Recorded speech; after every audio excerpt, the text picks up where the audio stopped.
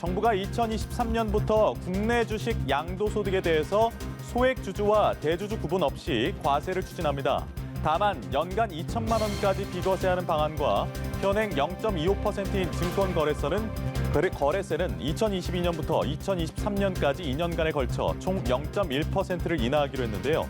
이번 개편이 증시에 어떤 영향을 미칠지 관심이 집중됩니다. 다음 주제입니다. 국제통화기금 IMF가 올해 세계 경제 성장률 전망치를 또다시 하향 조정했습니다. 지난 4월에 비해서 1.9% 내려간 마이너스 4.9%였는데 우리나라는 마이너스 2.1%로 예상됐습니다. 지금까지 경제읽기 브리핑이었습니다.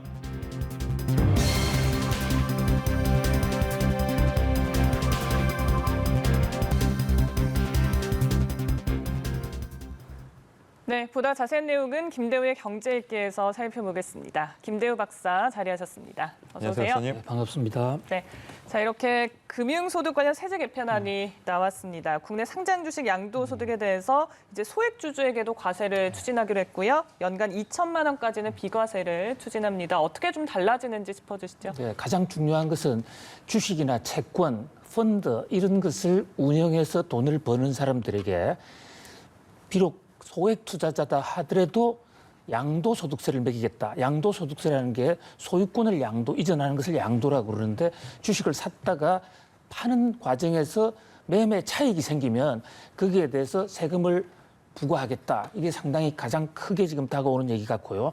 이제 또 하나는 증권 거래세는 크게 낮추어 주겠다.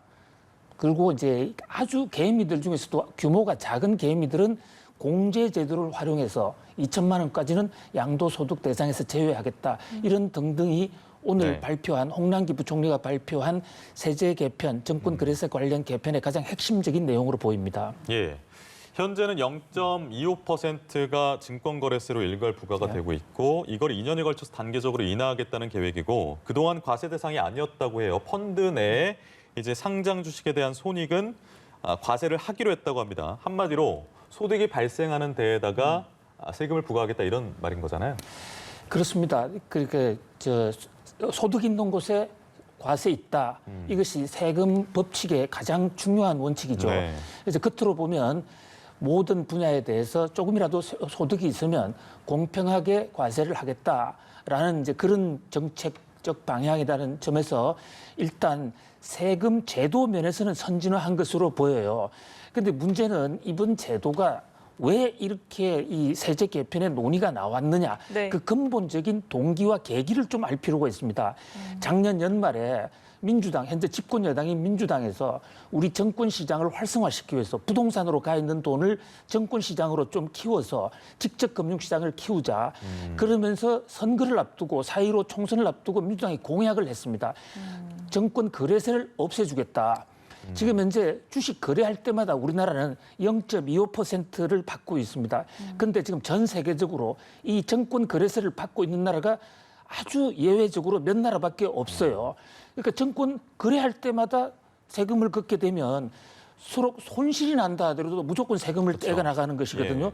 그런 국민들의 이제 부담을 덜어주기 위한 데서 출발이 됐는데 결과적으로는 정권 거래세는 반 정도 낮춰주고 네. 맞춰주는 대신 새로 개미들 또는 소액 투자자들에 대한 새로운 양도소득세가 생겼다.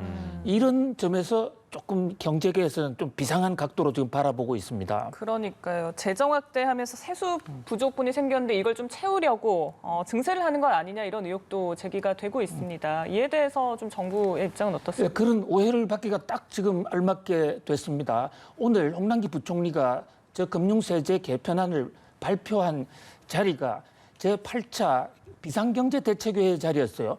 비상경제대책이라는 것은 코로나19로 야기된 이 경제 현안을 정부 부처가 같이 한번 해결해보자 하는 그런 자리에 저 안을 내놨단 말이죠.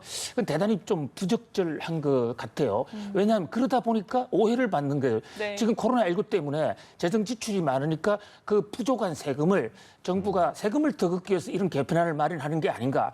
그런데 저걸 아무리 뜯어봐도 이번 정부의 이 거래세 개편이나 또 정권 소득에 대한 양도소득세 추가는 정부가 조금이라도 세금을 더 받자는 이른바 정세 계획하고는 전혀 무관한 것으로 보입니다. 네. 실제로 정부도 이번 개편은 세제 비합리적인 부분을 고치자는 것이지 세금을 더 걷겠다는 정세는 아니다라고 힘주어 얘기하고 있는데요. 저도 그 대목은 분명하지만 다만 시절이 시절이다 보니까 정세에 오해가 나오고 있다 이렇게 봅니다. 오이밭에서 가끔도 고쳐내지 말라는 말 있잖아요. 그렇습니다. 그런 상황이 이하 딱 부정도 맞는 아니라 것 같습니다. 그렇죠. 예. 양도세가 그동안에 없었는데 이게 부과가 되면 주식시장 자체 활력이 떨어진다라는 시각이 있고 홍 부총리는 무슨 얘기를 했냐면 소액 투자자, 아까 개미라고 말씀하셨는데 세부담이 오히려 적어져서 좀 좋아진다라고 얘기를 했습니다. 박사님 어떠세요? 양도소득세가 소액 투자자들에게 이제 새로 부과되지 않습니까? 지금 현재까지는 이 보유액이 주식 보유액이 그 시가로 15억 원을 넘어야만 양도소득세를 냈거든요. 이렇게 주식 보유액이 15억이 안 되는 사람도 이제 일괄적으로 세금을 내야 되니까 그것이 많은 주식 투자자들한테 부담으로 와 다가갈 수가 있습니다. 그런데 홍남기 부총리는 다만 연간 이 매매 차익이 2천만 원이 안 되는 경우에는 공제해 주겠다, 한 푼도 안 받겠다는 거예요. 그런데 주식 거래를 해서 수익이 2천만 원, 손실을 빼고 순수익이 2천만 원 되기가 그렇게 쉽지 않습니다. 그런 각도에서 본다면 홍남기 부총리 말이 맞고요.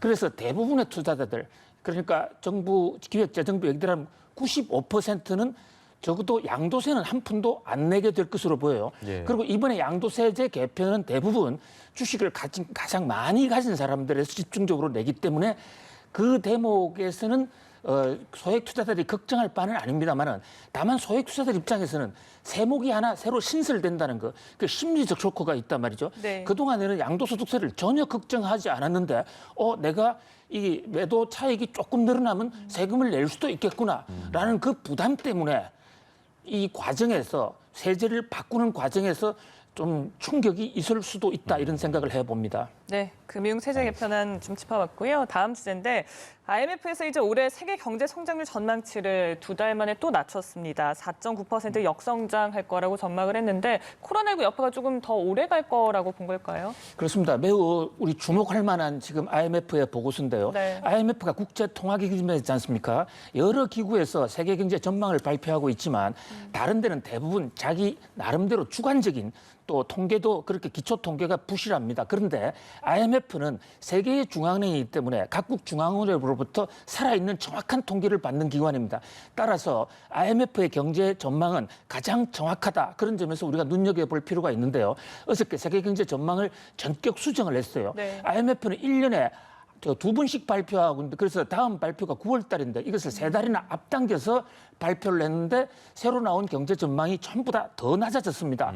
그러니까 일각에서는 지금 세계 경제가 V자형 반등을 하고 있는 것이 아닌가, 좋아지고 있는 것이 아닌가 이렇게 생각하는 사람들도 있는데 IMF, 공신력 있는 IMF에서는 그렇지 않다. 더 나빠질 것 같다. 이런 보고서가 나오면서 어저께 뉴욕 증시의 주가도 떨어지고 네. 상당히 지금 그 세계 경제가 조금 뒤숭숭한 그런 상황입니다. 예.